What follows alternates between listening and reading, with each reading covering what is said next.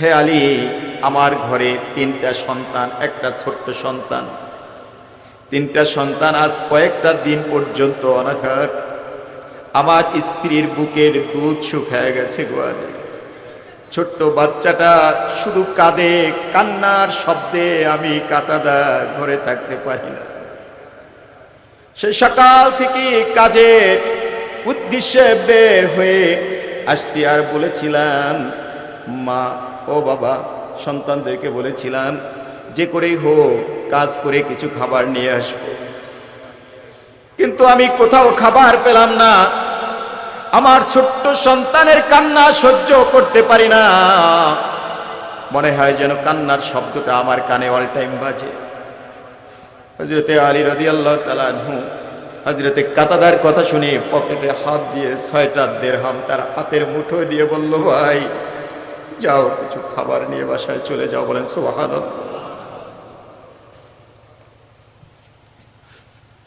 6টা দিরহাম দিয়ে বলল, যাও খাবার নিয়ে চলে যাও। হযরতে কাতাদা 6টা দিরহাম পেয়ে কিছু খাবার নিয়ে বাসায় গেল। এদিকে হযরতে আলী বলতেছে, আল্লাহ 6টা দিরহাম আমি ধার করেছিলাম, কিন্তু কাতাদার কষ্টটা সহ্য করতে না পেরে আমি ওই তাকে দিয়ে দিয়েছি। কোথায় যাব? কোথাও না গিয়ে আর বাসায় ফিরল না, মসজিদে নববীতে চলে গেছে। আসরের সময় হয়েছে, মসজিদ থেকে বের হয় না। মাগরিবের সময় হয়েছে, মসজিদ থেকে বের হয় না। এশার সময় হয়েছে, মসজিদে আজান হলো। হযরতে আলী পাশে বসে আছেন। বাসায় গিয়ে কি বলবো, খাবারের কোনো ব্যবস্থা নাই। কি করে হযরতে হাসানের কান্না সহ্য করব, হযরতে হোসাইনের কান্না কি করে সহ্য করব? আজান হয়ে গেল, সাহাবীরা যার যার মতো করে মসজিদে প্রবেশ করলো। রাসূলের ইমামতিতে এশার সালাত আদায় হলো। এশার সালামের পরে রাসূলুল্লাহ সাল্লাল্লাহু আলাইহি ওয়াসাল্লাম বললেন, আলী একটু বসো, তোমার সঙ্গে কিছু কথা আছে। বলেন সুবহানাল্লাহ। বাকি নামাজ শেষ করলো। হযরতে আলী বসে আছে, সাহাবায়ে আজমাইন যার যার মতো করে নেমে চলে যাচ্ছেন। আলী গিয়ে রাসূলুল্লাহ সাল্লাল্লাহু আলাইহি ওয়াসাল্লামের কাছে বসলেন। বসে বললেন, ইয়া রাসূলুল্লাহ কি বলবেন? রাসূলুল্লাহ সাল্লাল্লাহু আলাইহি ওয়াসাল্লাম আলীর দিকে তাকায় বলতেছে, আলী রে, আজ 5টা দিন হয়েছে রে আলী, আমি এখন পর্যন্ত কোনো খাবারের ব্যবস্থা করতে পারি নাই, খাই নাই কিছু। আলী রে, আমার পেটের মধ্যে ছোট্ট করে কয়েকটা পাথর দিয়ে আমি বেঁধে রেখেছি আলী, আমি কিচ্ছু খাই নাই। চলো গো আলী, আজ তোমার বাসার মেহমান হতে চাই।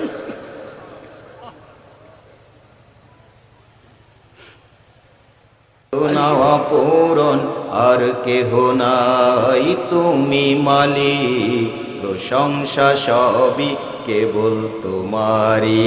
ঠিক কিনা? আরো জোরে বলেন ঠিক কিনা? আমাদের সমস্ত প্রশংসা কার হবে? আল্লাহ। সে রবের প্রতি যে রব আমাদেরকে ইচ্ছা করে সুন্দর করে একটি কণ্ঠ দান করেছেন। যারা বধির, কথা বলতে পারে না, তাদের গলা আছে না নাই? জোরে বলেন। জিহ্বা আছে না নাই? দাঁত আছে না নাই? চিবিয়ে খাইতে পারে কি পারে না? কিন্তু কথা বলতে পারে না, কথা বলতে পারে না। কিন্তু আল্লাহ আমাকে ঠিক একই রকম বানিয়েছেন। আমার বাচন ভঙ্গি, আমার বাচন ভঙ্গি সুন্দর রেখে কথা বলার মতো তৌফিক দিয়েছেন। এই শুকরিয়া আদায় করা দরকার আছে কিনা? এজন্য সমস্বরে, উচ্চ স্বরে, উচ্চ আওয়াজ দিয়ে বলি আলহামদুলিল্লাহ। আর একটু জোরে বলি আলহামদুলিল্লাহ। আমি কোরআনে পাকের এক খণ্ড আয়াত আপনাদের খেদমতে তেলাওয়াত করেছি। তার ভাব অর্থ অনুযায়ী কোরআনের থেকে কিছু কথা শুনবো ইনশাআল্লাহ। আসলে আমরা তো সবাই জান্নাতি মানুষ, ঠিক কিনা? আমরা জান্নাতি মানুষ না? আমাদের আব্বাজান সাইয়েদনা আদম, আদি পিতা, তার বাড়ি ছিলেন কোথায়? জোরে বলেন কোথায়? জান্নাতে। শয়তান আমাদের চিরশত্রু। আমাদেরকে কুমন্ত্রণা দিয়ে পৃথিবী নামক জায়গায় আসার একটা সৃষ্টি কায়দা করে দিয়েছে। এখানে এসে আমাদের কত কষ্ট হচ্ছে, এই ঘাম ঝরানো সারাটা দিন সকাল থেকে মাগরিব পর্যন্ত, অনেক সময় তার চেয়েও বেশি রাত্র পর্যন্ত একটা পুরুষ সংসার করে না, মনে হয় যেন এই জমানায় যুদ্ধ করছে, ঠিক কিনা? মনে হয় যেন এটা সংসার নয়, এটা যুদ্ধ। কি খাওয়া, কি নাওয়া, কি কথা বলা, কি আত্মতার হক রক্ষা করা, কিচ্ছু হচ্ছে না। সারাটা দিন ব্যস্ত আর ব্যস্ত, ঠিক কিনা? মনে হয় যেন সংসার নয়, যুদ্ধ চলছে। এত কষ্ট কেন করবো আমরা?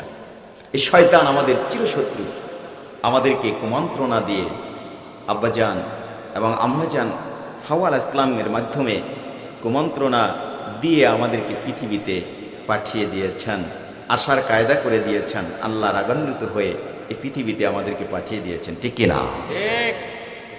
যদিও আমরা পৃথিবীতে এসেছি, কিন্তু শুকরিয়া সেই মহান রবের, আল্লাহ আমাদেরকে সেই অমেয় বাণী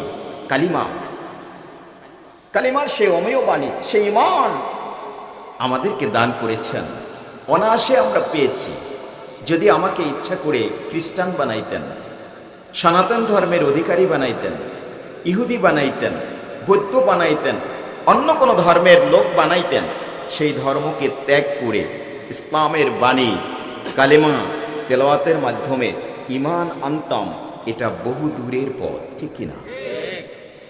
আল্লাহ আমাকে এত কষ্ট না দিয়ে সুন্দর করে ঈমানওয়ালা একটা ঘরে সৃষ্টি করে অনায়াসে ঈমান গ্রহণ করার, মুসলমান হওয়ার, মুসলিম হওয়ার মতো কায়দা করে দিয়েছেন, মুত্তাকি হওয়ার মতো কায়দা করে দিয়েছেন। সেই রবের প্রতি আরেকবার বলি আলহামদুলিল্লাহ। রাসূলুল্লাহ সাল্লাল্লাহু আলাইহি ওয়াসাল্লাম বলেছেন,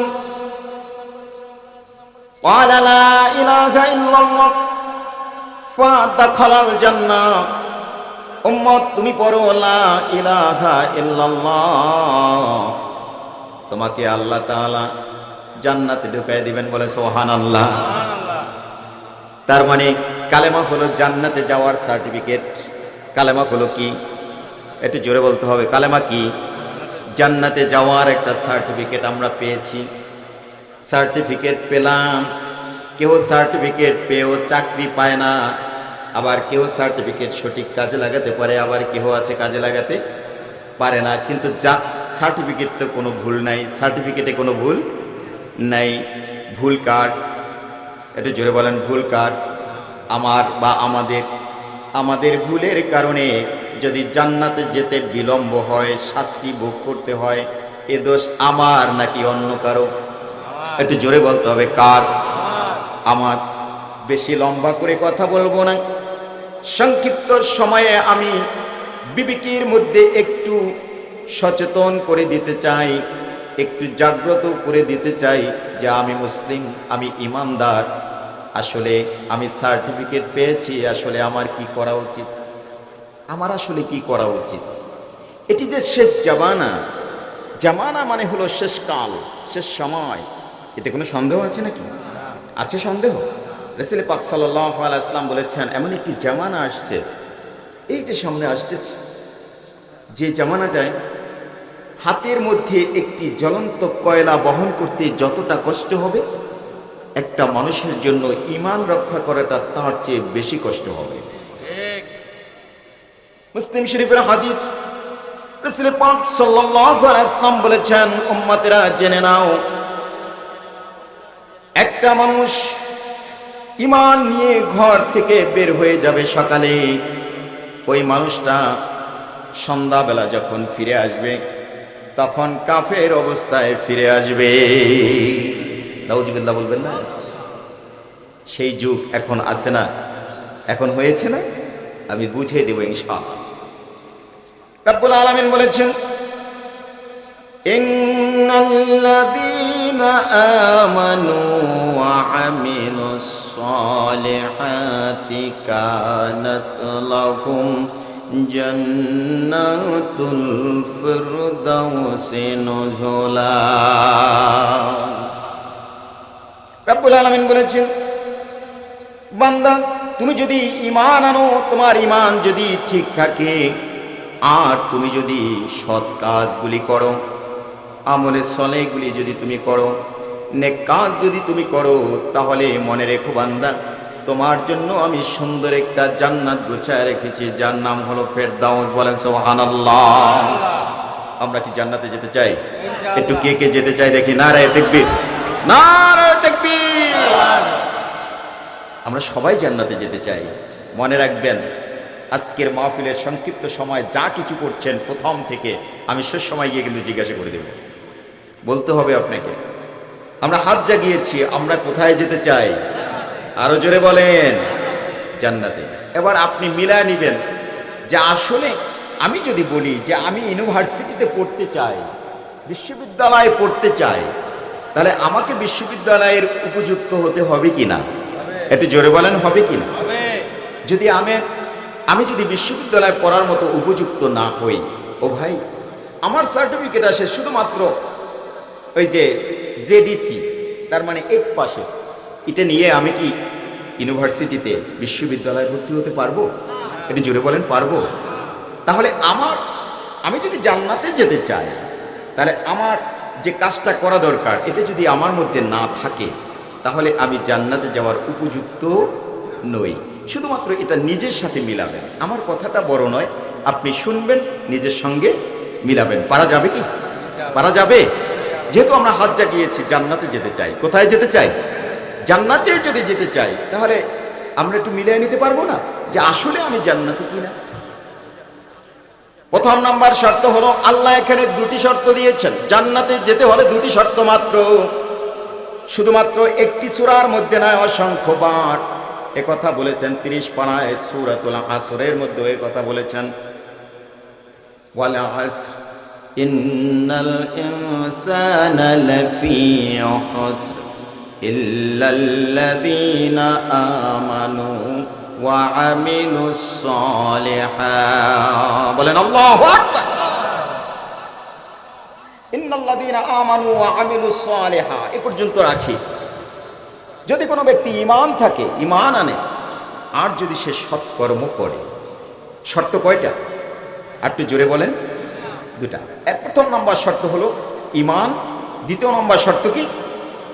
সৎকর্ম। এখন আমরা একটু দেখি যে আসলে আমার ঈমান আছে কিনা, আমি ঈমানদার হতে পারলাম কিনা, এটা একটু দেখা দরকার আছে কিনা।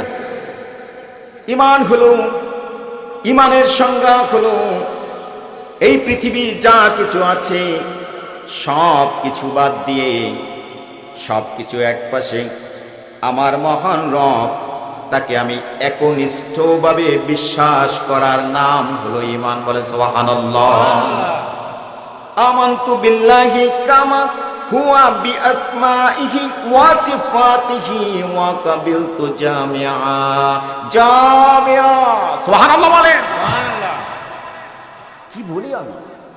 আল্লাহ তাআলা এর উপরে ঈমান এনেছি। কি করে?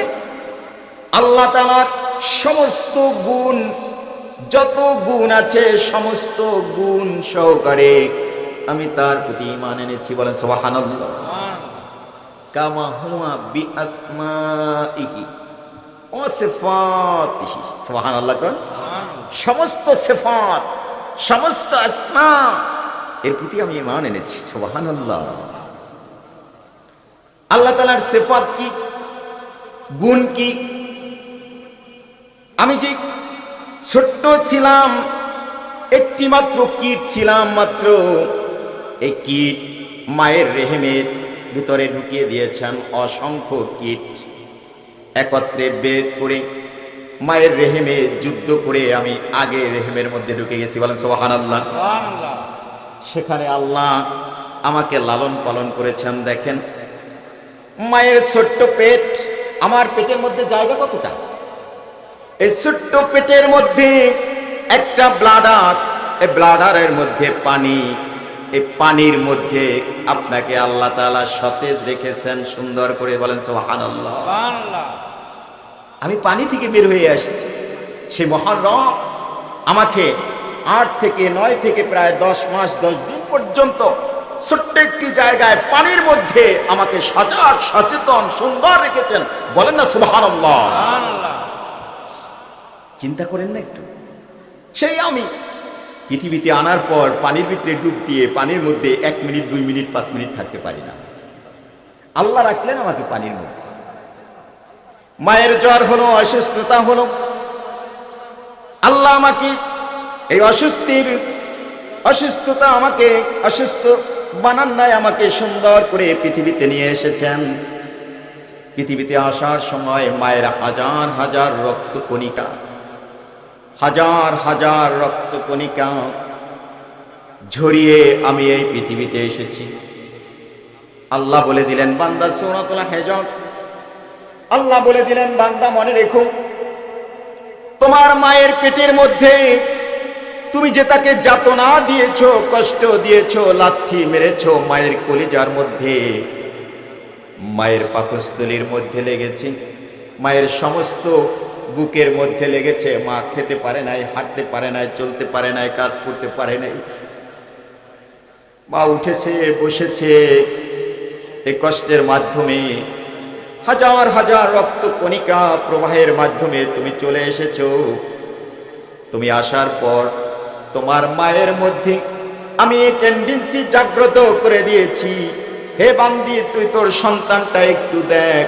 সে দেখতে চায়, যখনই এক নজর এক পলক দেখলো, সাথে সাথে তোমার প্রতি এমন মায়ার সঞ্চার করে দিয়েছে মায়ের মনে।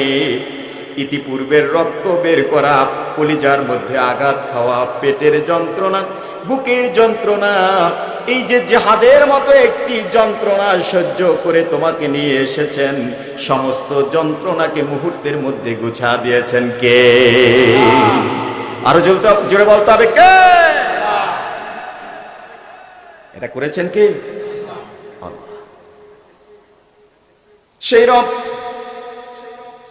সেই রব যখন আমি কথা বলতে পারতাম না, আমার কোনো ভাষা নেই, বলার ভাষা নেই, মা খাবার খাবো, ক্ষুধা লেগেছে, এ কথা বলতে আমি পারি না, শুধু আমার ভাষা হলো কাদা, শুধু টেটা করে কাদা ছাড়া আমার কোনো ভাষা নাই।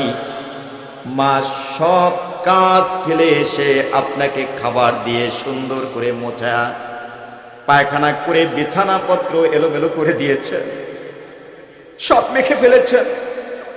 মা যদি ঘৃণা করত তাহলে আপনি রোগাক্রান্ত হয়ে যেতেন। মা ঘৃণা করলো না, সব কিছু সাফ করে মায়ের বুকের মধ্যে রেখে আপনাকে লালন পালন করেছে। সুবহানাল্লাহ বলে রাসূলুল্লাহ সাল্লাল্লাহু আলাইহি ওয়াসাল্লাম বলেছেন যে বান্দা তোমার জান্নাতটা তোমার মায়ের পদতলে, এটা এমনিতে বলেন নেই। এরপরে আপনাকে লালন পালন করে বড় করেছে মা। আল্লাহ বলেন বান্দা এই যে রহমটা তোমার প্রতি করেছে, এটা মনে রেখো, এটা আমি আল্লাহ তার মাধ্যমে করিয়েছি। বলেন সুবহানাল্লাহ। এটা করিয়েছেন কে? আল্লাহ। আরো জোরে বলেন কে? সে আল্লাহর প্রতি বিশ্বাস স্থাপন করতে হবে, এই গুণ তার। আল্লাহ পাকের 99টা গুণবাচক নাম রয়েছে, প্রতিটি নামের আলাদা আলাদা অর্থ রয়েছে। আমাদেরকে রিজিক দেয় কে? কেন? আমি তো কামাই করি, বলি না আমরা, এই কামাই করি আমি, খাও তোমরা, এ ধরনের কথা বলে না পুরুষরা। আসলে কে? আমি কামাই করতে পারি, আমি মাত্র গোলামি করি, রিজিকের বন্দোবস্ত হয় আসমানে। বলেন না সুবহানাল্লাহ। রিজিকের বন্দোবস্ত হয় কোথায়?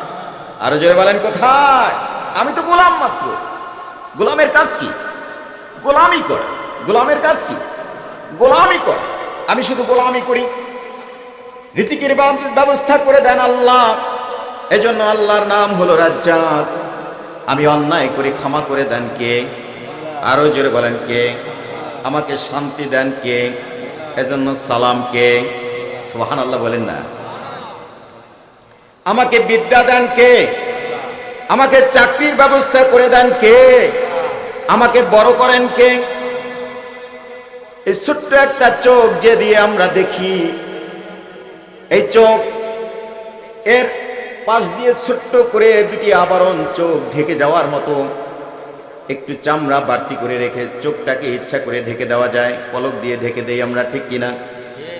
মুহূর্তের মধ্যে পলক পড়ে যায়, কিন্তু মনে হয় না, ব্রেন ধরে না, বা ব্রেনে এই কাজ করে না যে আমাকে এখন পলক দিতে হবে। এইটা কি ধরে? কখনো ব্রেন ধরেছে যে এখন এই পলক দিলাম আবার এই খুললাম? এভাবে ব্রেন কি আপনাকে এই তাগিদ দেয়? অনায়াসে পলক দেওয়ার ব্যবস্থা করেছেন কে? শুধু তাই নয়, আমি শুধুমাত্র বুঝাচ্ছি, আমি আগেই বলেছিলাম, আমি শুধু জাগ্রত করে দিতে চাই। এই চোখ প্রতিনিয়ত ধুলো বালি চোখের মধ্যে যাবে, এজন্য পাশে সুন্দর করে পাতলা করে ছোট্ট ছোট্ট পশম সৃষ্টি করেছেন, পলক দিবা আর ধুলো বালিগুলি পলকে আস্তে করে পশমগুলিতে দূরে সরায় দিবে। জোরে সুবহানাল্লাহ।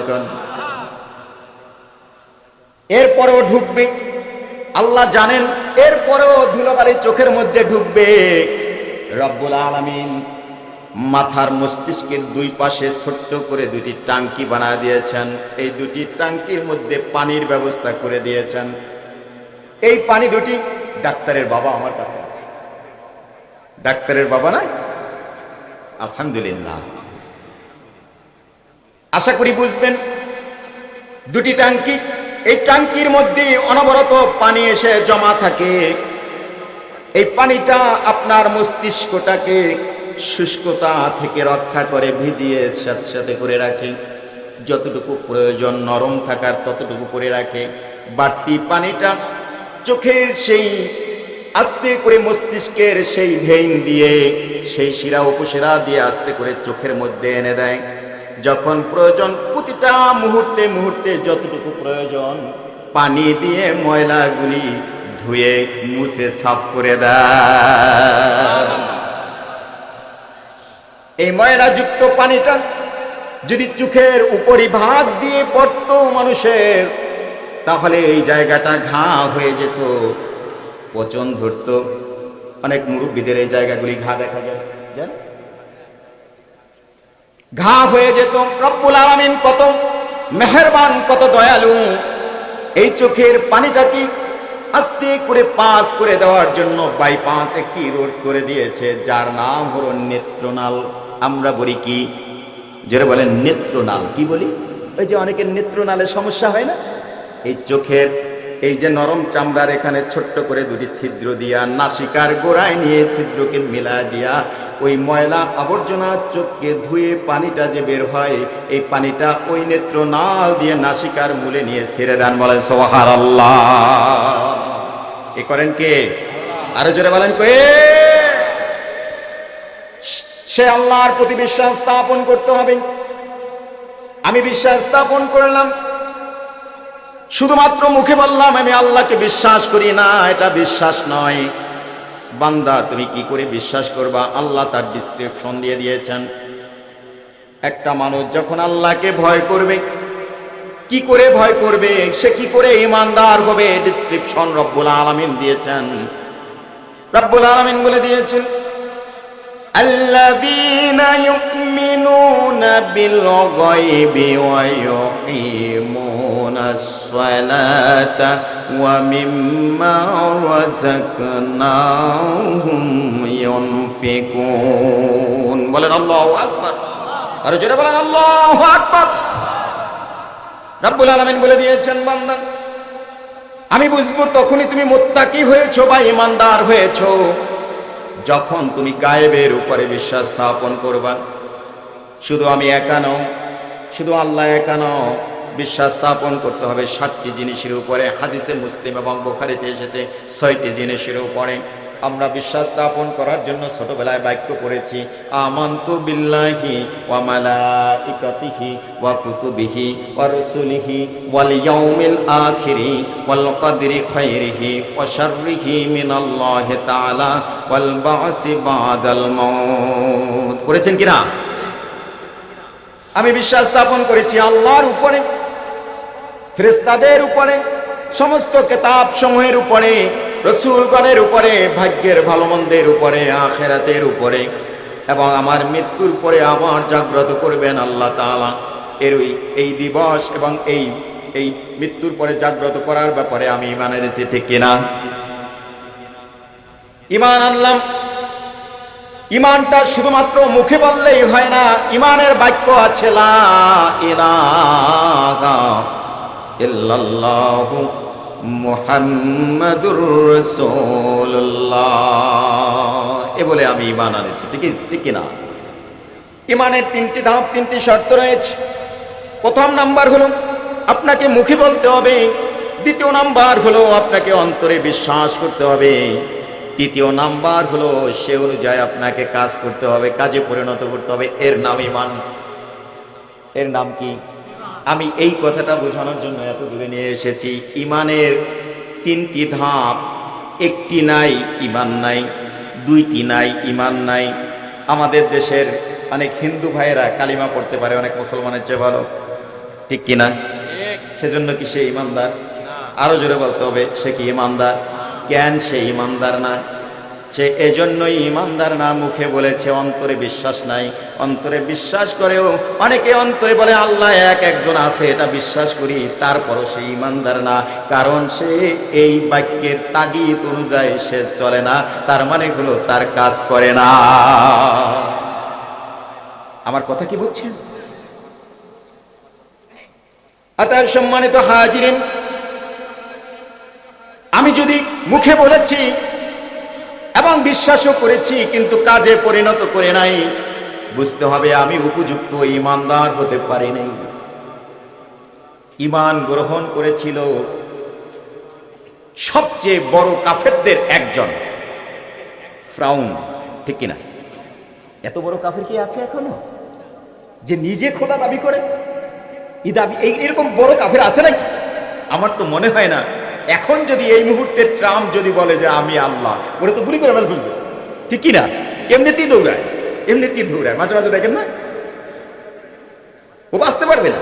তাহলে পৃথিবীতে 800 কোটি মানুষের বসবাস, একটা মানুষ নাই যে নিজেকে বলতে পারে আমি আল্লাহ, আমি খোদা। এটা বলতে পারে না, সাহস নাই। আর সেই ফিরআউন বলেছিল আমি আল্লাহ। জোরে নাউজুবিল্লাহ বলেন। ফিরআউন নিজেকে খোদা দাবি করল। তার স্ত্রী হযরতে আসিয়া সে ঈমান গ্রহণ করলো এক আল্লাহর প্রতি। জোরে সুবহানাল্লাহ। ফিরআউন সবচেয়ে বড় কাফের, আর আসিয়া নারীদের মধ্যে জান্নাতি নারী। স্ত্রী জান্নাত পেয়ে গেল, আর উনি পেল দোজখের সবচেয়ে নিম্ন স্তর, আর স্ত্রী পেল জান্নাতের সর্বোচ্চ স্তর। বলেন না সুবহানাল্লাহ। কিসের মাধ্যমে? ইমানের মাধ্যমে, কাজের মাধ্যমে। সুবহানাল্লাহ বলেন। যখন ফিরআউন, আমি ঘটনা অনেক লম্বা করে বলবো না, যখন ফিরআউন জানলো যে আসিয়া ইসলাম গ্রহণ করেছে বা সে মুমিন হয়েছে অথবা ইমানদার হয়েছে, ফিরআউনের স্ত্রী হযরতে আসিয়া ঈমান ছিল। হামান যখন বলল, ফিরআউন জিজ্ঞাসা করলো হামানের কাছে, আমার স্ত্রী ইসলাম মানে ঈমান এনেছে, এখন কি করা যায়? এবার হামান পরামর্শ দিচ্ছে, তাকে ধরো, তাকে প্রহার করো, তাকে মারো এবং তাকে ফিরিয়ে আনার চেষ্টা করো, তার সামনে কাউকে হত্যা করো। সবগুলি করা হলো। কিন্তু ফিরআউনের স্ত্রী হযরতে আসিয়ার ঈমানটা আমাদের মতো সংক্ষেপ ছোট ঈমান নয়।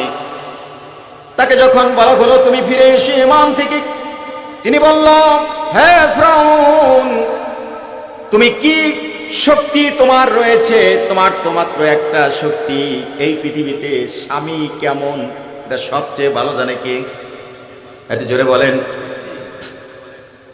ফিরআউন নিজেও আল্লাহর ইবাদত করত। আজকে একটা নতুন কথা শোনাই, জানেন হয়তো আপনারা। ফিরআউন তার শয়ন কক্ষের ভিতরে ঢুকে উপরে ছাদের সঙ্গে পা জড়াইয়া, পা বেঁধে মাথাটা নিচে দিয়ে এরপরে আল্লাহর ইবাদত করত। আল্লাহকে বলতো, আল্লাহ পৃথিবী কেউ না জানুক, তুমি তো জানো আমি বলে ফেলেছি আমি খোদা, অন্তত আমার একটা কথা তুমি শুনো, আমার কথায় নীল নদটাকে প্রবাহিত হওয়ার কায়দা করে দিও। সুরেও আল্লাহরে ডাকি কিনা? জোরে বলতে হবে, ডাকি কিনা? জোরেও আল্লাহরে ডাকে কিনা?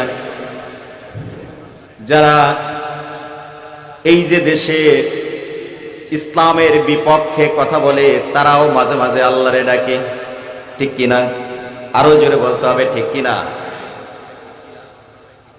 ফিরআউন এর স্ত্রী আসিয়া জানে। আসিয়া বলল, স্বামী তুমি কি করো আমি তো জানি, অতএব আমি যে আল্লাহর উপরে ঈমান এনেছি তা ভুলে যাওয়ার কোনো কায়দা নাই। আমি জানি তিনি কি নিয়ামত আমাকে দিয়েছেন, এটা আমি জানি। বলেন সুবহানাল্লাহ। হামান শেষ পর্যন্ত, শেষের কথাটা শোনাচ্ছি, শেষ পর্যন্ত পরামর্শ দিল একটা কাঠ এনে তার ভিতরে প্যারাক মেরে উপরের দিকে জাগ্রত করে দাও। এপাশ দিয়ে যদি প্যারাক মারে এপাশ জেগে থাকে, ওঠার পরে তার মধ্যে আসিয়াকে শোয়া দাও। আসিয়ার কাপড় খুলে নেওয়া হলো, কাপড় খুলে নেওয়া হলো। এরপরে তাকে এই কাষ্টির ভিতরে লোহার মধ্যে প্যারাকের উপরে শোয়া দেওয়া হলো। শোয়ানোর সঙ্গে সঙ্গে প্যারাকগুলি শরীরের মধ্যে ঢুকে যাচ্ছে। তখনও জিজ্ঞাসা করা হলো, আসিয়া ফিরে আসো। কিন্তু আসিয়া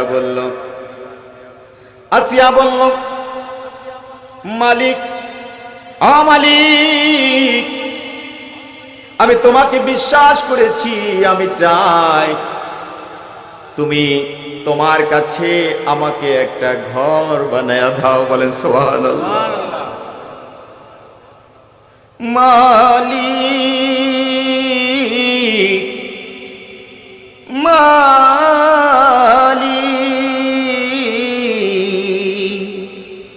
তুমি জান্নাতে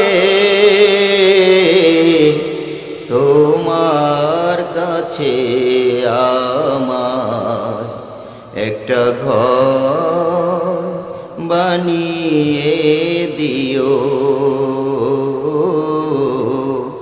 একটা ঘর বানিয়ে দিও।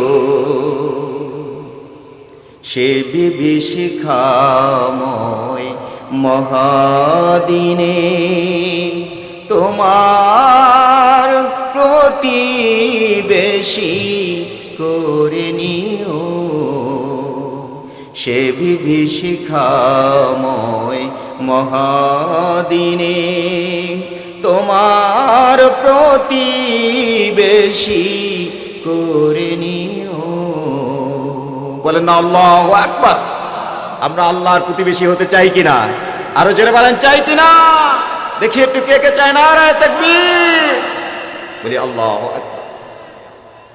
সম্মানিত হাজিরিন, ঈমান যদি হয় এমন, এই ঈমানের অধিকারী যদি আমি হই, এরপরে যদি আমি নেক কাজগুলি করি। নেক কাজ কি? নেক কাজগুলি যদি আমি করি, প্রথমত নেক কাজ হলো আল্লাহর হুকুম মানা। আল্লাহ সালাত পড়তে বলেছেন, ঠিক কিনা? যারা সালাত কায়েম করে, আল্লাযীনা ইউমিনুনা বিল গায়ব ওয়া ইউকিমুনাস সালাত, আল্লাহ তাআলা বলেছেন যারা গায়বের উপরে বিশ্বাস স্থাপন করেছে, এরপরে যারা সালাত কায়েম করেছে। বলেন সুবহানাল্লাহ।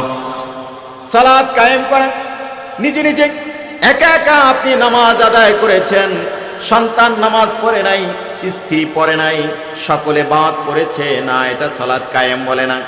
সালাত কায়েম হলো প্রতিবেশী থেকে শুরু করে ঘরের সবাইকে নিয়ে আপনি নামাজ আদায় করবেন। টোটাল ঘরটাকে আপনি, যাদের উপরে নামাজ ফরজ হয়েছে সকলকে নিয়ে আপনি নামাজ আদায় করবেন। এর নাম হলো সালাত কায়েম করা।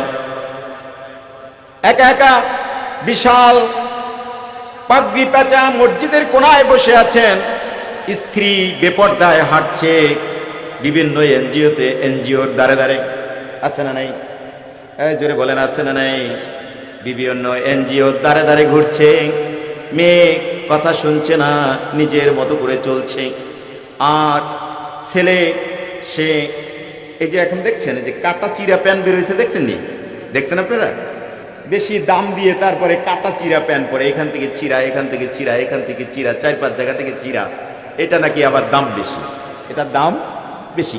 কি যোগ বের হলো, কি যোগ বের হলো! ভালো জিনিসটাকে, ভালো জিনিসের দামের চেয়ে চিরা জিনিসটার দাম বেশি। আল্লাহু আকবার। মানুষ কতখানি নিচে নামলে, তার বিবেকটা কতটা নিচে নামলে এ কাজ করতে পারে যে সুন্দর ভালো জিনিসটাকে রেখে সে ছিঁড়া প্যান্ট পরলো। ওরা পশ্চিমারা জানে যে ছিঁড়া দিয়ে কেটে আস্তে করে রানের অংশ বের করে এরপরে দিব, যাতে ওদের নামাজগুলি না হয় ফরজ তরকের গুনাহ প্রতিনিয়ত হয়। নাউজুবিল্লাহ বলবেন না? পুরুষরা প্যান্টগুলি গিরার নিচে পড়ে, আর মেয়েরা উপরে উঠাইতে উঠাইতে কত দূর উঠেছে এটা আপনারা ভালো জানেন, ঠিক কিনা? এই জোরে বলেন না। অথচ মেয়েদের পোশাকটা পরা উচিত ছিল টাকনু গিরার নিচে, আর পুরুষের পোশাকটা হবে টাকনু গিরার উপরে। মনে রাখেন যুবক, টাকনু গিরার নিচে যদি পোশাক পরেন, হোক না প্যান্ট, হোক না লুঙ্গি, যে পোশাকই হোক না কেন, হোক না পাজামা, টাকনু গিরার নিচে যদি পোশাক পরেন আপনাকে দারিদ্রতা ঘিরে ধরবে। নাম্বার 2, আপনার পুরুষত্ব হারিয়ে ফেলবেন। কোন পুরুষ যদি টাকনু গিরার নিচে পোশাক পরে অনবরত, তার পুরুষত্ব হারাবে আর তাকে দারিদ্রতা ঘিরে ধরবে। আমি দুটি বলে গেলাম, যদি আজ থেকে ইচ্ছে হয় যে না আমি আর কখনো টাকনু গিরার নিচে পোশাক পরব না, পুরুষ। সম্মানিত হাজিরিন, এটা আমাদের সোসাইটি, সমাজ ব্যবস্থা আমাদেরকে এ পর্যায়ে নিয়ে গেছে। ওরা জানতো মুসলমান হালাল খেয়ে যদি আল্লাহকে ডাক দেয়, মুহূর্তের মধ্যে আল্লাহর রহমত তার প্রতি চলে আসে। এজন্য তাদেরকে হারাম খাওয়ানোর ব্যবস্থা করেছে, মুসলমানদেরকে হারাম খাওয়ানোর ব্যবস্থা করেছে। একটা কথা না বললেই নয়, এখন সমাজে হারাম খাওয়ার ব্যবস্থা আছে না নাই? এই জোরে বলতে হবে, হারাম খাওয়ার ব্যবস্থা আছে না নাই? আমি এক জায়গায় মাহফিলে গেলাম, মোস্তফাপুর, আপনার কি যেন মাদারীপুর, মোস্তফাপুর। তো ওখানে আলোচনা করতেছি, আলোচনার ফাঁকে, আলোচনা কোন দিন কোন রকমের হবে তা তো বলা যায় না। তো আলোচনা করতেছি, তো সামনে থেকে এক লোক খুব মোড়ামুড়ি করতেছে, অমনোযোগী। আপনারা কে কি করছেন আমি এখানে বসে দেখছি, কে কতটা মনোযোগী কে কতটা অমনোযোগী তা আমি দেখছি কিনা।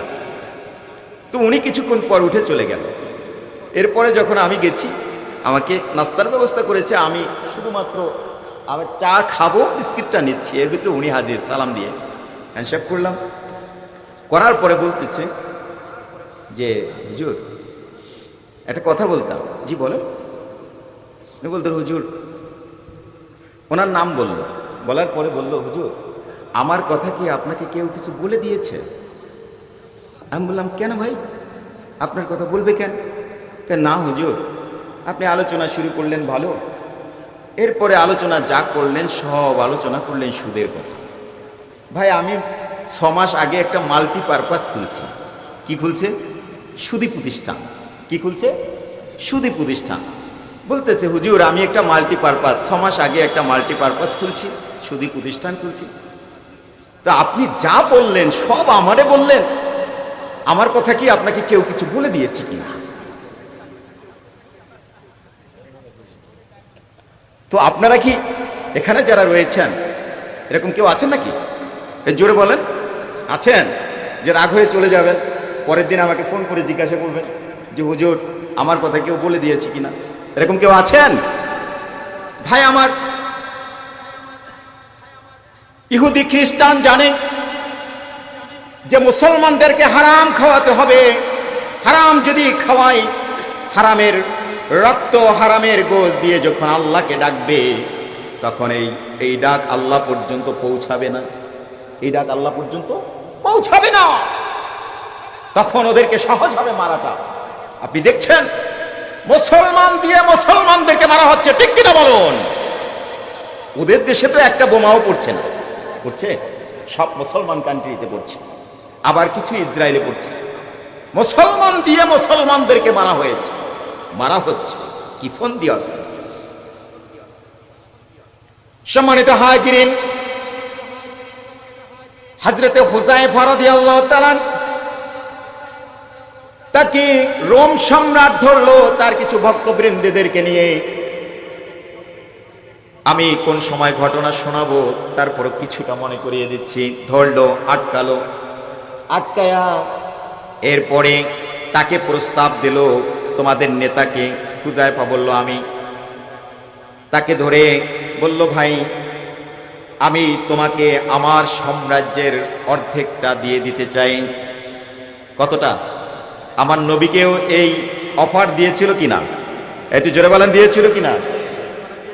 সাম্রাজ্যের অর্ধেক দিব। শুধু তাই নয় বৎস, আমার সুন্দরী একটি মেয়ে আছে, কন্যা সন্তান রয়েছে, আমি তোমাকে সেটা দিয়ে তোমার সাথে বিবাহ করায় দেব। অর্ধেক সম্পদ, অর্ধেক রাজ্য তোমাকে দিয়া তুমি তার রাজা হবা, রাষ্ট্র পরিচালনা করবা, আর সুখে শান্তিতে দিন কাটাবা। তুমি ইমান থেকে চলে আসো।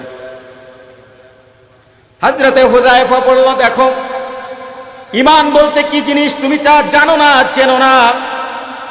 তুমি যদি এটা জানতে আর বুঝতে, মনে রেখো তোমার অর্ধেক সম্পদ নয়, তুমি যদি তোমার গোটা রাজ্য আমাকে 100 বার দিয়ে দাও, তারপরে মনে রেখো আমি হুযায়ফা ঈমান থেকে চলে আসব না, ঈমান থেকে ফিরবো না। হুযায়ফাকে ধরা হলো। 1 সপ্তাহ পর্যন্ত তাকে পানীয় খাবার দেওয়া বন্ধ করে দিল। ক্ষুধার্ত একটি কুকুর তার রুমের মধ্যে ঢুকায় দেওয়া হলো। ক্ষুধার্ত কুকুর গিয়ে তাকে কামড়াবে তো দূরের কথা, কোনায় গিয়ে তার দিকে তাকায় বসে আছে। সুবহানাল্লাহ বলেন।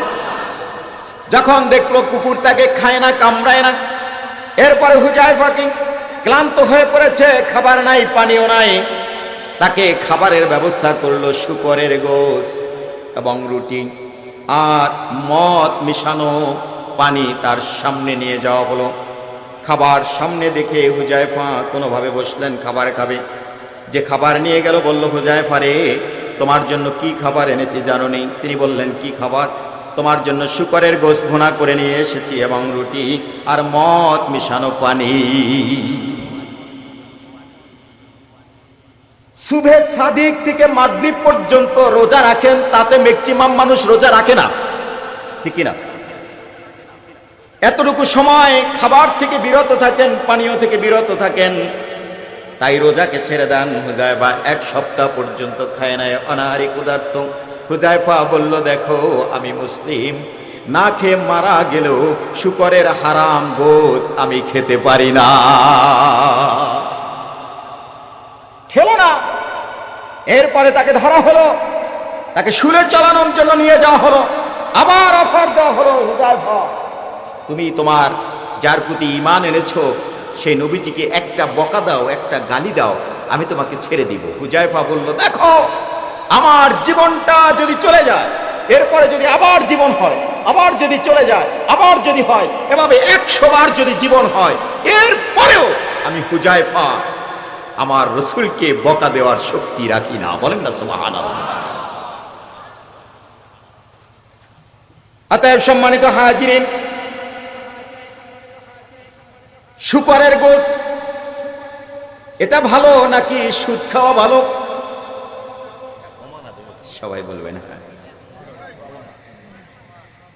সমান না।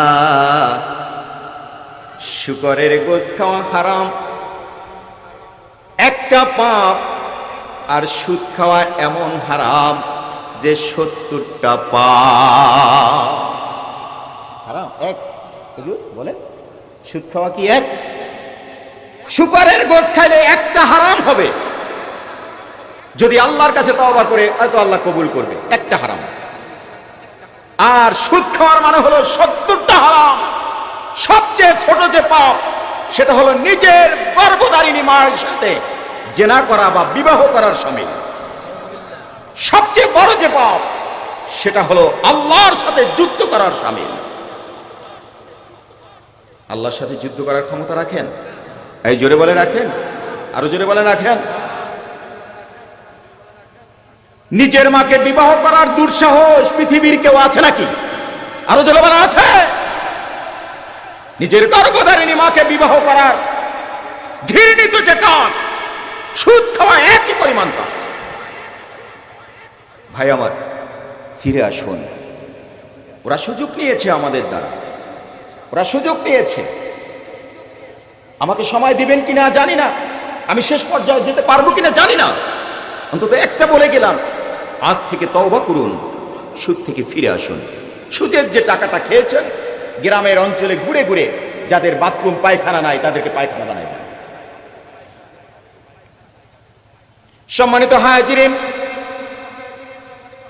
ওরা বোঝে যে যদি হারাম খাওয়ানো যায়, একটা প্রশ্নের জবাব দেন, এই পৃথিবীতে কিয়ামত হবে কি? এই জোরে বলেন হবে? পৃথিবী কম্পিত হবে, কিয়ামত হবে। কুল্লু মান আলাইহা ফান ওয়া ইয়াবকা ওয়াজহু রাব্বিকা যুল জালালি ওয়াল ইকরাম। পৃথিবী সব কিছু চূর্ণ বিচূর্ণ হয়ে যাবে, শুধু অবশিষ্ট থাকবে আমার রব। বলেন না সুবহানাল্লাহ। রাসূলুল্লাহ সাল্লাল্লাহু আলাইহি ওয়াসাল্লাম বলেছেন, সিয়াসত তার 3টি হাদিসখানা এসেছে। রাসূলুল্লাহ সাল্লাল্লাহু আলাইহি ওয়াসাল্লাম বলেছেন, পৃথিবীতে যখন কিয়ামত হবে, তখন তামাম পৃথিবীর কোনো মানুষ আল্লাহকে আল্লাহ বলে ডাকবে না, অথবা আল্লাহু আকবার বা আল্লাহু আল্লাহ বলে যখন ডাকবে না, তখন এই পৃথিবীতে কিয়ামত হবে। আমার প্রশ্নের জবাব দিবেন, পৃথিবীতে যখন কিয়ামত হবে তখন মুসলমান থাকবে কিনা?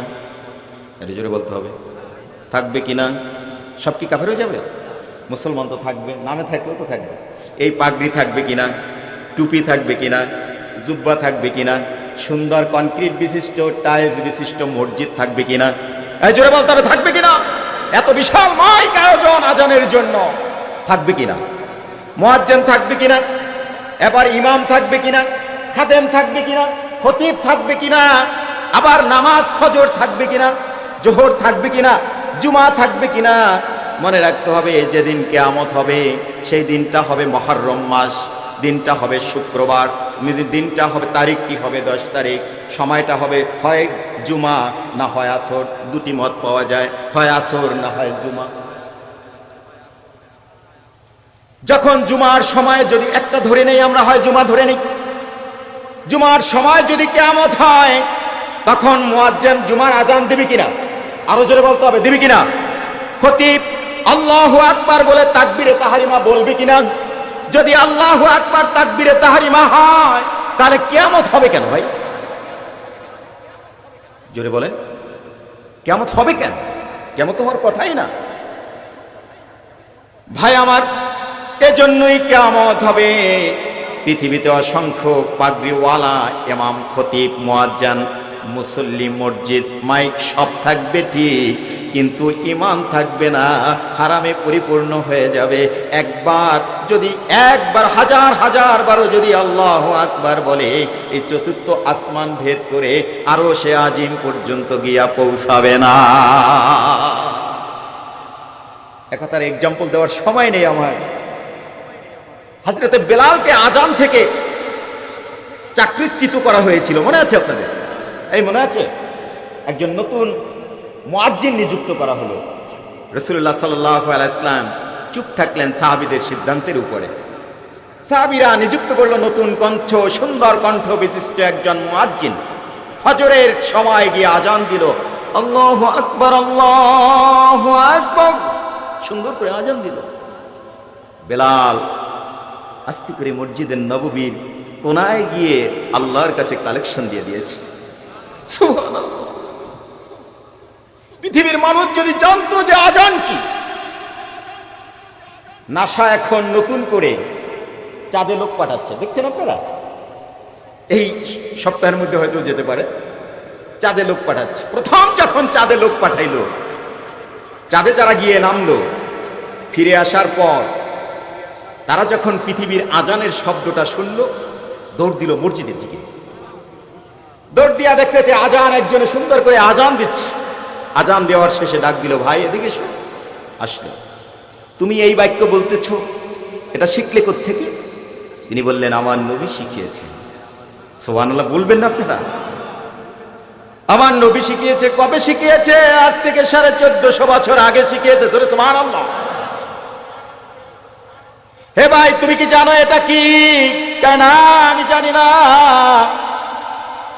বিজ্ঞানী বলল, দেখো চাঁদের মাটিতে গিয়ে নামলাম, কিচ্ছু শোনা যায় না, একটা বাণী শুধু শোনা যায়, যেটাতে যে বাণীটা তুমি উচ্চারণ করলা, চাঁদের মাটিতে আমরা এই বাণীটাই শুনেছি, আল্লাহু আকবার, আল্লাহু আকবার। বলেন সুবহানাল্লাহ। এটা শুনেছি ওখানে বসে। সম্মানিত হাজিরিন, এই জন্য হালাল খেতে হবে। আমার তাকবীরে তাহরিমা, আমার আজান যেন আল্লাহ পর্যন্ত পৌঁছে। রাজি আছেন হালাল খেতে? সবাই রাজি আছেন? এদিকে 20 শতক জমি, আপনার 20 মণ ধান হবে। এর সাথে মাত্র অপরের জমি থেকে মাত্র 2টা গোছা কেটে নিয়ে আসছেন। হারাম করে দিয়েছেন না? এটা জোরে বলেন। কেন হারাম খাবেন? রিজিকের মালিক কে? আরো জোরে বলেন কে? হযরতে কাতাদা রাদিয়াল্লাহু তাআলা, মদিনায় দুর্ভিক্ষ চলছে, বাজারে বাজারে হযরতে কাতাদা রাদিয়াল্লাহু তাআলা ঘুরছে। হযরতে আলী, হযরতে হাসান, হযরতে হোসেন 3 দিন পর্যন্ত না খেয়ে আছে, কাঁদতেছে বাচ্চা। হযরতে ফাতেমা তাকে সান্ত্বনা দিচ্ছে, খাবারের ব্যবস্থা হয়ে যাবে বাবা, থামো। কোথাও কোনো খাবারের ব্যবস্থা নাই, কাজ নাই, মুসলমানদেরকে কাজ দেয় না। হযরতে আলী 3টা দিন পর্যন্ত ঘুরলো, খাবারের ব্যবস্থা নাই। হযরতে হাসান, হযরতে হোসাইনের দিকে তাকাইয়া চিন্তা করলো, কোথায় আছে ভাই ওসমান, কিছু টাকা ধার করবো, কর্জে হাসানা। পথিমধ্যে হযরতে ওসমানকে পেয়ে বলল, ভাই হাসান, হযরতে হোসাইন অনাহারি, আমার কাছে কোনো টাকা পয়সা নেই। হযরতে ওসমান গনি রাদিয়াল্লাহু তাআলা আনহু তার পকেট থেকে 6টা দিরহাম বের করলো। দিরহামগুলি বের করে হযরতে আলী রাদিয়াল্লাহু তাআলা আনহুর হাতে দিল, বলল, যাও বাজারে গিয়ে খাবার নিয়ে বাসায় চলে যাও। হযরতে আলী রাদিয়াল্লাহু তাআলা আনহু 6টা দিরহাম পকেটে নিয়ে বাজারে প্রবেশ করলো। এদিকে হযরতে কাতাদা রাদিয়াল্লাহু তাআলা আনহু প্রখ্যাত একজন সাহাবী, তিনি ঘুরতেছেন কিন্তু কাউকে পাচ্ছে না। হযরতে আলীকে দেখলেন, আলীর দিকে যখন তাকালেন, সালাম বিনিময় হলো। হযরতে কাতাদার চোখে পানি। হযরতে আলী জিজ্ঞাসা করলো, কাতাদা আপনার কি হয়েছে, কেন চোখে পানি? হযরতে কাতাদা লুকানোর চেষ্টা করলো। আলী রাদিয়াল্লাহু তাআলা আনহু তাকে চেপে ধরে বলল, কাতাদা আপনাকে বলতেই হবে, কেন আপনার চোখে পানি? এবার কাতাদা বলতে চাইলো না, বলতে বাধ্য হলো। বলল, হে আলী, আমার ঘরে 3টা সন্তান, একটা ছোট্ট সন্তান। 3টা সন্তান আজ কয়েকটা দিন পর্যন্ত অনাহার। আমার স্ত্রীর বুকের দুধ শুকিয়ে গেছে গো আলী। ছোট্ট বাচ্চাটা শুধু কাঁদে, কান্নার শব্দে আমি কাতাদা ঘরে থাকতে পারি না। সে সকাল থেকে কাজের উদ্দেশ্যে বের হয়ে আসছি, আর বলেছিলাম মা ও বাবা, সন্তানদেরকে বলেছিলাম যে করেই হোক কাজ করে কিছু খাবার নিয়ে আসবো, কিন্তু আমি কোথাও খাবার পেলাম না। আমার ছোট্ট সন্তানের কান্না সহ্য করতে পারি না, মনে হয় যেন কান্নার শব্দটা আমার কানে অল টাইম বাজে। হযরতে আলী রাদিয়াল্লাহু তাআলা আনহু হযরতে কাতাদার কথা শুনে পকেটে হাত দিয়ে 6টা দিরহাম তার হাতের মুঠো দিয়ে বলল, ভাই যাও কিছু খাবার নিয়ে বাসায় চলে যাও। বলেন সুবহানাল্লাহ। 6টা দিরহাম দিয়ে বলল, যাও খাবার নিয়ে চলে যাও। হযরতে কাতাদা 6টা দিরহাম পেয়ে কিছু খাবার নিয়ে বাসায় গেল। এদিকে হযরতে আলী বলতেছে, আল্লাহ, 6টা দিরহাম আমি ধার করেছিলাম, কিন্তু কাতাদার কষ্টটা সহ্য করতে না পেরে আমি ওইটাকে দিয়ে দিয়েছি। কোথায় যাব? কোথাও না গিয়ে আর বাসায় ফিরলো না, মসজিদে নববীতে চলে গেছে। আসরের সময় হয়েছে, মসজিদ থেকে বের হয় না। মাগরিবের সময় হয়েছে, মসজিদ থেকে বের হয় না। এশার সময় হয়েছে, মসজিদে আজান হলো। হযরতে আলী পাশে বসে আছেন। বাসায় গিয়ে কি বলবো, খাবারের কোনো ব্যবস্থা নাই, কি করে হযরতে হাসানের কান্না সহ্য করব, হযরতে হোসাইনের কান্না কি করে সহ্য করব। আজান হয়ে গেল, সাহাবীরা যার যার মতো করে মসজিদে প্রবেশ করলো। রাসূলের ইমামতিতে এশার সালাত আদায় হলো। এশার সালামের পরে রাসূলুল্লাহ সাল্লাল্লাহু আলাইহি ওয়াসাল্লাম বললেন, আলী একটু বসো, তোমার সঙ্গে কিছু কথা আছে। বলেন সুবহানাল্লাহ। বাকি নামাজ শেষ করলো। হযরতে আলী বসে আছে, সাহাবায়ে আজমাইন যার যার মতো করে নেমে চলে যাচ্ছেন। আলী গিয়ে রাসূলুল্লাহ সাল্লাল্লাহু আলাইহি ওয়াসাল্লামের কাছে বসলেন, বসে বললেন, ইয়া রাসূলুল্লাহ, কি বলবেন? রাসূলুল্লাহ সাল্লাল্লাহু আলাইহি ওয়াসাল্লাম আলীর দিকে তাকায় বলতেছে, আলী রে, আজ 5টা দিন হয়েছে রে আলী, আমি এখন পর্যন্ত কোনো খাবারের ব্যবস্থা করতে পারি নাই, খাই নাই কিছু। আলী রে, আমার পেটের মধ্যে ছোট্ট করে কয়েকটা পাথর দিয়ে আমি বেঁধে রেখেছি আলী, আমি কিচ্ছু খাই নাই। চলো গো আলী, আজ তোমার বাসার মেহমান হতে চাই।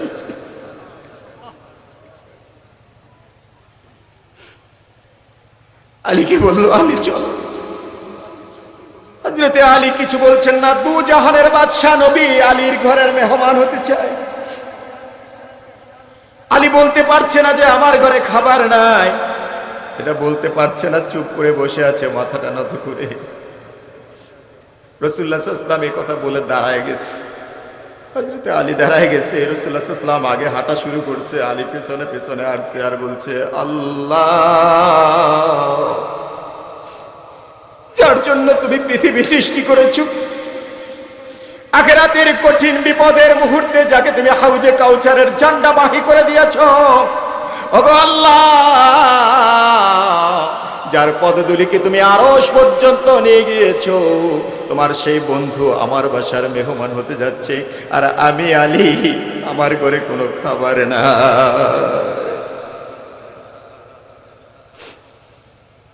হযরতে আলী পিছনে পিছনে হাঁটছেন। রাসূলুল্লাহ সাল্লাল্লাহু আলাইহি ওয়াসাল্লাম বাসার সামনে পর্যন্ত গিয়ে সালাম দিল। হযরতে ফাতেমা রাসূলুল্লাহ সাল্লাল্লাহু আলাইহি ওয়াসাল্লামের কণ্ঠ শুনে তাড়াতাড়ি করে দরজা খুলে দিল, সালামের জবাব দিল। বলে, আব্বাজান তাড়াতাড়ি আসেন। বাসার ভিতরে ঢুকলো।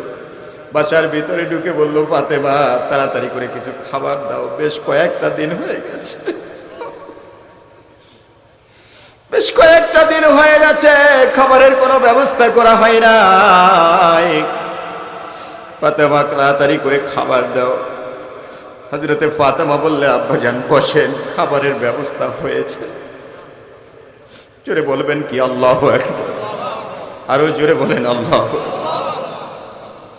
হযরতে আলী চুপ করে বসে আছে। হযরতে ফাতেমা বললেন, আব্বাজান বসেন, খাবারের একটা পেয়ালা সামনে নিয়ে এসেছি।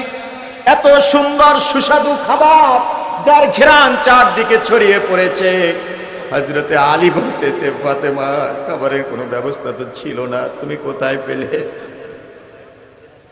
রাসূলুল্লাহ সাল্লাল্লাহু আলাইহি ওয়াসাল্লাম আলীকে বলল, হে আলী, আমি যা জানি তুমি তা জানো না। আমি তোমার বাসায় এমনিতে দাওয়াত খেতে আসি নাই রে আলী। আমাকে স্বয়ং আল্লাহ জিব্রাইলকে পাঠা দিয়া তোমার ঘরের মেহমান হতে বলেছেন। জোরে সুবহানাল্লাহ বলেন।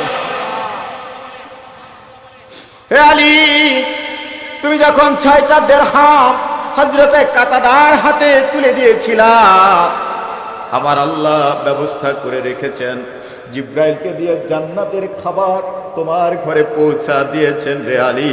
আর আমাকে খবর দিয়েছেন যাতে আমি তোমার বাসার মেহমান হয়ে জান্নাতি খাবারের অংশগ্রহণ করি। অতএব ভাই আমার, রিজিকের মালিক কে? আরো জোরে বলতে হবে কে? আরো জোরে বলতে হবে কে? রিজিক কি হারাম খেয়ে রিজিক দরকার আছে নাকি? এই জোরে বলতে হবে, হারাম খেয়ে রিজিক বাড়ানোর দরকার কি আছে? কাকে খাওয়াবে? কাকে খাওয়াতে চান? যেই ছেলেটাকে হারাম খাওয়াচ্ছেন, যেই ছেলেটার জন্য বাড়ি করে রেখে যাচ্ছেন, যেই ছেলেটার জন্য সম্পদ করে যাচ্ছেন, এই ছেলেটা কাঁধে করে আপনাকে কবর পর্যন্ত নিয়ে যাবে। ওদের কবরের মধ্যে রেখে ছেলে থাকবে? আরো জোরে বলেন থাকবে? সাদের সেই স্ত্রী থাকবে? একাই থাকতে হবে আপনাকে। কার জন্য করছে? সম্মানিত হাজিরিন, অতএব এটা হলো সৎ কাজ, হালাল খাওয়া সৎ কাজ, পর্দা করা সৎ কাজ। আমি আর বাড়াতে চাই না, আরেকটা এক্সাম্পল দিয়ে শেষ করতে চাই। পর্দা করা, এখন তো সমাজ থেকে পর্দা উঠে গেছে, আলেমরা সহজে পর্দার কথা বলে না, ঠিক কি না? আপনি কই যাবেন? আপনি গাড়িতে যাবেন, অটোতে যাবেন, যেখানেই যান, পর্দা রক্ষা করার কায়দা আছে নাকি? একটু জোরে বলেন, আছে? কঠিন একটা যুগ চলছে, কঠিন যুগ চলছে। অতএব সম্মানিত হাজিরিন, নিজের চক্ষুকে অবনমিত করুন। আরেকজন কি করুক তাতে বিশ্বাস সময় নাই। নিয়ানবছির যুগ মনে হয় এখন এসেছে, ঠিক কিনা? তু আনফুসিকুম ওয়া আহলিকুম নারা, তু আনফুসিকুমের যুগ এসেছে এখন। এরপর আহলকে রক্ষা করুন। সম্মানিত হাজিরিন, আমরা রোজা রাখবো, নেক কাজ, যাকাত ফরজ হলে যাকাত দিব, নেক কাজ, হজ ফরজ হলে হজ করব, নেক কাজ, ঠিক কিনা? আরো জোরে বলেন, ঠিক কিনা? এই যে মাদ্রাসা করেছেন, সুন্দর ছেলেরা, ছোট্ট ছোট্ট ছেলেরা শিক্ষা পেয়েছে কোরআন, সুবহানাল্লাহ বলেন, সুন্দর সুন্দর ছেলেরা। হযরতে মালিক বিন দিনার রহমাতুল্লাহি আলাইহি একটি ঘটনা শোনাবো, বিরক্ত হচ্ছেন নাকি আপনারা?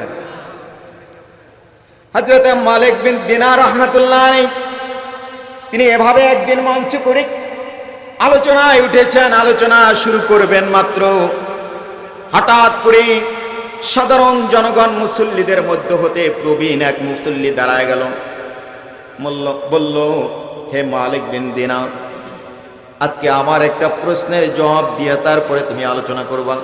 সুবহানাল্লাহ বলেন না? আগের যুগে মানুষ ছিল কিনা? হযরতে ওমর খুতবা দিচ্ছেন, একজন সাধারণ মুসল্লি সাহাবী বললেন, ওমর, আপনার গায়ে যে জামাটা, যে বাইতুল মাল থেকে যে কাপড় দিয়েছেন, আমার গায়ে জামা হয় নাই, কিন্তু আপনার গায়ে তো সুন্দর একটা জামা দেখতেছি, এটা পাইলেন কোথায়? এটা আগে বলেন, তারপরে খুতবা দেন। এই যুগটা যদি এখন ফিরে আসতো, এই যুগটা যদি এখন ফিরে আসতো, তাহলে আমার মনে হয় আলেম থেকে শুরু করে সাধারণ মুসল্লিরা পর্যন্ত আবার সাহাবীদের যুগের মতো হয়ে যেত, ঠিক কিনা? আরো জোরে বলেন, ঠিক কিনা? হযরতে মালিক বিন দিনার রাহমাতুল্লাহ আলাইহি তাকে বললেন, হে মালিক, আগে আমার প্রশ্নের জবাব দিবা, তারপরে আলোচনা করবা। বৃদ্ধ বলল, আজ থেকে 10 বছর আগে আমি নিজের চোখে দেখেছি তোমাকে নেশা করে পড়ে থাকতে, আর সেখান থেকে উঠে আজ তুমি আলোচনা করবা। ও মালিক রে, একটু বলো দেখি কি ঘটনা, এটা আগে বলো, তারপরে আলোচনা করো। সুবহানাল্লাহ বলে। হেদায়েতের মালিক কে? আরো জোরে বলতে হবে, হেদায়েতের মালিক কে? হযরতে মালিক বিন দিনার রাহমাতুল্লাহ এবার বলা শুরু করলেন, হ্যাঁ বাবাজি, আপনি যা বলেছেন ঠিক বলেছেন। আমি নেশা করতাম। একদিন কদরের রাত, আমি কদর বুঝি না, নামাজ আদায় করি না, মদ খেতে গেলাম, প্রত্যেকটা দোকান বন্ধ, আমি মদ কিনতে পারছি না। কোনোভাবে গিয়ে বাড়ি থেকে দোকান খোলাইয়া একটা মদের বোতল নিয়ে এসেছি। বাড়িতে এনে টেবিলে রেখে হাত পা ধুয়ে ফ্রেশ হতে গিয়েছি। ফ্রেশ হয়ে এসে দেখলাম আমার কাছে আমার ছোট্ট মেয়েটা দৌড়ে আসতেছে। হঠাৎ করে টেবিলের উপরে আঘাত লেগে আমার কষ্টের মদের বোতলটা নিচে পড়ে গেছে। নিচে পড়ে মদের বোতলটা ভেঙে খান খান হয়ে গেছে। আমার ছোট্ট মাসুম মেয়েটাকে আমি কিছু বলতে পারলাম না, মদ আর খাওয়া হলো না, ঘুমায় গেলাম। পরের বছর কদর, লম্বা ঘটনার সংক্ষেপে শোনাচ্ছি। পরের বছর কদর, এই রাতে আবার আমি মদের বোতল নিয়ে বাসায় ফিরেছি। টেবিলের উপরে মদের বোতলটা রেখে ফ্রেশ হলাম। এসে মদের বোতলটার দিকে তাকানোর সঙ্গে সঙ্গে কেন যেন আমার ছোট্ট মেয়েটার কথা মনে পড়ে গেল। মেয়েটাকে আমি নাবালক অবস্থায় মাদ্রাসাতে ভর্তি করেছি। তখন মাদ্রাসা ছিল না, ছিল মক্তব। তখন বলতো মক্তব, ঠিক কিনা? আমি মক্তবে ভর্তি করে দিয়েছিলাম। মেয়েটা আমার বাসায় এসে আমাকে আল্লাহু আকবার বলে শোনাতো, বিসমিল্লাহ বলে বলে শোনাতো। আজ প্রায় 1.5 মাস হয়ে গিয়েছে, আমার মেয়েটা চলে গেছে, আর নাই। গত বছর কদরে আমার মেয়েটা আমার মদের বোতলটা ফেলে দিয়েছিল, মদ খেতে পারি নাই। এবছর মেয়েটা আমার নাই, এ কথা ভেবে হৃদয়টা কেঁদে উঠলো। আমি আমার মদের বোতলটা বাইরে নিক্ষেপ করলাম, আর খেলাম না। আমি আব্দুল মালিক শুয়ে পড়লাম, বিছানায় ঘুমায় গেলাম। হঠাৎ করে রাত্রে স্বপ্নে দেখতেছি যে বিশাল এক অজগর সাপ, বিশাল আকারের শক্তিশালী একটা সাপ আমাকে ধাওয়া করছে। আমি ভয়ে দৌড়াচ্ছি, এত জোরে দৌড়াচ্ছি সাপের সঙ্গে যেন পারছি না। কিছু দূর দৌড়াতে দৌড়াতে একজন ক্লান্ত একজন মানুষ আমার সামনে পড়ল। হযরতে ইবনে তাইমিয়া তার কিতাবের ভিতরে এই ঘটনাটা উল্লেখ করেছেন, আলেম ওলামা রয়েছে। আমি দৌড়িয়ে পারছি না, সামনে মুরব্বি পড়ার পর ক্লান্ত। আমি তাকে জিজ্ঞাসা করলাম, ভাই আমি কি করে বাঁচতে পারি? মুরব্বি বলল, দেখো আমি কি করে এই অজগর সাপকে ফিরাই তোমার থেকে, আমি ক্লান্ত। তুমি তাড়াতাড়ি করে যাও, এই যে পাহাড়, পাহাড়ের উপরে ওঠো, সেখানে গেলে হয়তো তুমি মুক্তি পাবে। জোরে সুবহানাল্লাহ বলে। হযরত মালিক বিন দিনার রাহমাতুল্লাহ আলাইহি দৌড়ালো পাহাড়ের দিকে। দৌড়াতে দৌড়াতে পাহাড়ের উপরে উঠে দেখতেছে, স্বপ্নের মধ্যে দেখতেছে একটা জায়গা দিয়ে বিশাল আগুনের কুণ্ডলী জ্বলছে, শুধু আগুন, হাহাকার হাহাকার আর হাহাকার। আর একটা পাশে যখন তাকালো তখন দেখতেছে যে একটা সুন্দর ফুলের বাগান, যেখানে ছোট্ট ছোট্ট বাচ্চারা শুধু দৌড়াদৌড়ি আর খেলাধুলা করছে। বলেন সুবহানাল্লাহ। হযরত মালিক বিন দিনার রাহমাতুল্লাহ আলাইহি বলল, আমি দৌড় দিলাম বাগানের দিকে। বাগান পর্যন্ত দৌড়ে যখন গেলাম, বাগানের দিক থেকে কিছু ছেলেমেয়েরা আমার দিকে দৌড়ে আসছে। দূর থেকে ছোট্ট একটা বাচ্চা আমার দিকে জোরে দৌড়ে আসতেছে আর আব্বু আব্বু বলে চিৎকার করতেছে। আমি আব্দুল মালিক কেঁপে উঠলাম যে ছোট্ট শিশুটা কার, কে আমাকে আব্বু ডাকে। কাছাকাছি আসতে আসতে দেখলাম আমার যেই সন্তানটাকে আমি মক্তবে দিয়েছিলাম, সেই ছোট্ট মেয়েটা দৌড়ে আমার দিকে আসতেছে, আমার দিকে আসতেছে। আমি বললাম, মা আমার পেছনে সাপ দৌড়াচ্ছে, তুমি এসো না। হঠাৎ করে দেখলাম আমার পিচ কিনারে এসে আমার হাতটা ধরে আমার মেয়েটা সাপটাকে একটা থাপ্পড় মারলো বা আঘাত করলো। সাপটা ছিটকে পড়ে গেল এবং পিছনের দিকে দৌড়ায় চলে গেল। আমি আব্দুল মালিক সজোরে তাকায় ছিলাম, বললাম, মা এত বড় সাপ তুমি কি করে এটাকে আঘাত করলে? আমার ছোট্ট নাবালক শিশুটা বলতেছে, বাবা তুমি এখনো কেন যে বোঝো না, এটা তো সাপ না, সাপ না, এটা হলো তোমার নফস। وَلَقَدْ خَلَقْنَا الْإِنسَانَ وَنَعْلَمُ مَا تُوَسْوِسُ بِهِ نَفْسُهُ। সুবহানাল্লাহ বলেন। পবিত্র কোরআনুল কারীমের 50তম সূরা সূরাতুল কফের 16 নম্বর আয়াত এটা। রব্বুল আলামিন বলে দিয়েছেন, মানুষ তোমাকে আমি সৃষ্টি করেছি, কিন্তু তোমার মধ্যে নফস আছে যে তোমাকে ওয়াসওয়াসা দেয়, সেটা আমি আল্লাহ জানি। নালামু, আমি জানি। মা তুওয়াসওয়িসু বিহি নাফসু, আমি এটা জানি। সুবহানাল্লাহ বলেন না, কে জানেন? ছোট্ট বাচ্চা বলতেছে, বাবা এটা তো সাপ না, এটা হলো তোমার নফস। তুমি তাকে খাওয়াইয়া দাওয়াইয়া পালে পেলে পুষে এত মোটা শক্তিশালী করেছো যে তোমাকে পিছন থেকে দাওয়া করেছে, কিন্তু তুমি যে বৃদ্ধাকে ক্লান্ত অবস্থায় দেখেছিলে, সেটা হলো তোমার রুহু, তোমার ঈমান, তোমার ভালো আমল। সে তাকে না খাওয়ানোর কারণে এত বৃদ্ধ হয়ে গেছে যে সে বল পায় নাই, তোমাকে রক্ষা করতে পারে নাই গো বাবা। আমি জান্নাতি মানুষ, জান্নাতি বাচ্চা, আমার শক্তি এত বেশি, তাই তাকে আঘাত করে তাড়িয়ে দিয়েছি। বলেন সুবহানাল্লাহ। হযরত মালিক বিন দিনার রাহমাতুল্লাহ বললেন, ওই বাবাকে বললেন, বাবা ওই দিন আমার হৃদয়ের মধ্যে যে ভয়ের সঞ্চার হয়েছে, আমি সব কিছু ছেড়ে আল্লাহর দিকে চলে এসেছি, আজ পর্যন্ত আর নেশা করি না। নেশা করার মানুষ এ সমাজে আছে না নাই? আরো জোরে বলেন, আছে না নাই? এটা কি ভালো কাজ নাকি খারাপ কাজ?